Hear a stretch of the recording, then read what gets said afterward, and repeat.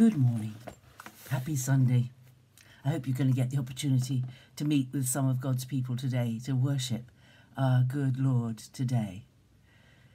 I had a moment this morning when I was dressing that reminded me of one of the famous stories of Jesus that he told that are called parables. It's to be found in Luke 15, which is the chapter of the lost and found sheep, the lost and found coin, and the lost and found son. We think that the lady in the second story, which I'll read in a second, had a necklace with 10 coins on it. This would have been possibly associated with her marriage, and it was a very special coin. It wasn't just any old coin. It was worth a full day's wages for a labourer, and it was important to her. She didn't have a great deal, and this is the story that Jesus told. Or what woman, having 10 silver coins, if she loses one coin, does not light a lamp and sweep the house and seek diligently until she finds it? And when she's found it, she calls together her friends and neighbours, saying, "Rejoice with me, for I have found the coin which I had lost." Just so, I tell you, there is joy before the angels of God over one sinner who repents. Now, Jesus told these 3 stories because the Pharisees and scribes had been murmuring about the fact that Jesus ate and drank with sinners, that he spent time with people they didn't feel anyone should associate with. And Jesus made it quite clear in his ministry that he had not come for those who were righteous. He'd come for those who were sinners. He said the healthy people don't need a physician. It's the sick who need a doctor. I've come to save the lost. I haven't come for those who think they're all right. I've come for those who know that they aren't right and that they need help, and he met with sinners.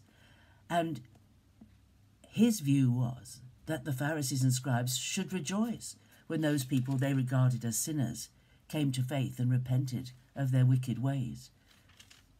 Instead, they criticized Jesus for spending time with these people. So he told these 3 stories, the one of the lost sheep, 100 sheep, 1 lost, and the shepherd searching till he finds it, then this woman, and then the story of the lost son, or what we call the prodigal son, one of 2 sons that lost his way in life and then was found.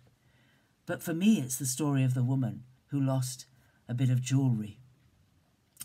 Because this morning when I was getting up, I have on my dressing table, I have lines of necklaces and earrings that I've accumulated over the years, and most of them have a story and a memory attached to them. And I was looking for a pair of earrings, and I couldn't find them this morning. I couldn't. They weren't on the hook where they normally are, and they are a favourite pair. And I would not. I bought them abroad. I would not be able easily to replace them because they're made of. They're circular, like moon shaped, and they're made of copper. And the guy who made them, every single earring would be slightly different because of the way that the copper reacted to the way it was worked. And I thought, well, what have I done with them? I always hang them on that hook. Where could I have put them? And I couldn't remember the last time I'd worn them. And I saying, Lord, I don't know. Oh, I should be so cross with myself if I've lost them, if I put them, where would I? Because when I finish at the end of the day, I take the earrings off and I hang them on the hook. And then I remembered that I'd been away at Rachel's, up with Rachel for 2 weeks, and that I'd taken earrings up with me. But the earrings I'd taken up with me were stud earrings. They weren't hanging earrings like this one. And I thought, it won't be with them in that box because I only took stud earrings because I didn't want anything hanging around my neck while I was working. And but I looked in the box anyway, and I think what must have happened is I must have worn these particular earrings driving up to London, then put them in the box with all the others, and forgotten to put them back on their hook.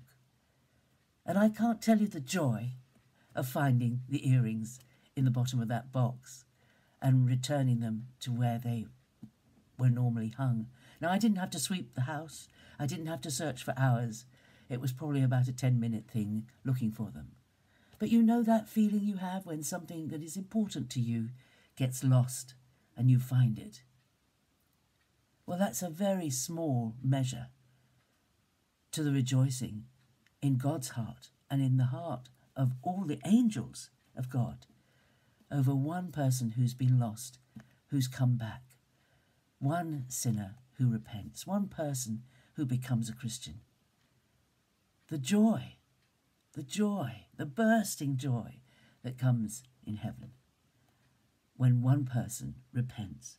So I had a lost and found moment this morning, and I'm so glad that Jesus, when he told his stories, when he told his parables, they were all about normal, everyday life.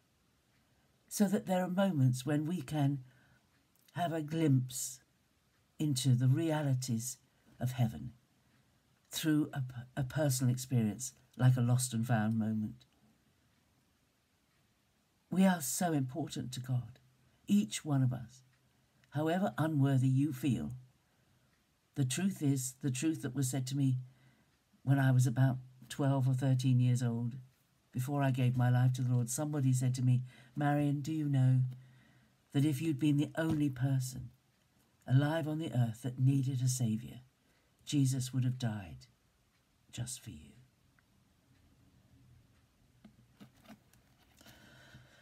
There's no more to be said, is there? That's how precious we are to him. Have a great day. Be very blessed. Give him the praise he is due today.